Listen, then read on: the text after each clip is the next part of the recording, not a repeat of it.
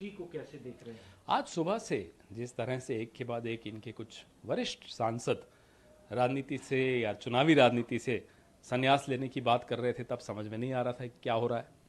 क्या वो भारतीय जनता पार्टी की जो शैली है, कार्यशैली, उससे परेशान हैं, व्यथित हैं? गौतम गंभीर जी हो गए या जयंत सिन्हा साहब हो गए, क्यों उन्होंने ऐसा निर्णय लिया, ये जनता को भी जानने का हक है।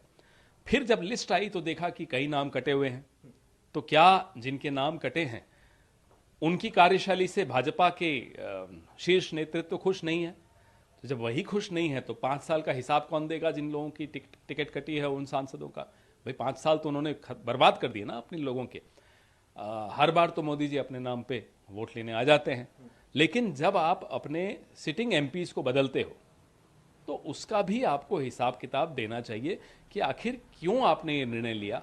क्या वो नाकारा थे कि आप उनको वापस नहीं दोहराना चाहते थे? आपको लगता था कि आपके नाम के बावजूद वो नहीं जीत पाएंगे? तो नरेंद्र मोदी के नाम का जो तथाकथित जादू है, शायद वो इन सीटों पर नहीं चल रहा। साहिब परवेश सिंह वर्मा जी की सीट पर, या रमेश बिधोड़ी जी की सीट पर, या मीनाक्षी लेखी जी की सीट पर। वहीं आप देखिए कि जिस व्यक्ति के बेटे ने किसानों को रौंदा, टेनी मिश्रा, उसकी टिकट आपने फिर दोहरा दी। तो आपके क्या मापदंड हैं? आप किस आधार पर टिकट देते हो या नहीं देते? तो ये सब भी जनता को जानने का हक है। सर, हमेशा बीजेपी इस बात पर चैलेंज करती आई है कि राहुल गांधी एक बार चुनाव लड़े। अमेठी में एक बार फिर स्मृति ईरानी का नाम सामने आ गया है। जाहिर सी बात है सर, बीजेपी खुलकर कहेगी कि राहुल गांधी अमेठी से आके चुनाव लड़े। आपको लगता है कि दोबारा स्मृति ईरानी? हम भी खुलकर कहते हैं नरेंद्र मोदी वायनाड से चुनाव लड़े। बताइए ये क्या मतलब है? अरे हमारी पार्टी निर्णय लेगी कि कौन नेता कहां से चुनाव लड़ेगा, वो तय करेंगे भारतीय जनता पार्टी वाले कि हमारे नेता कहां से चुनाव लड़े।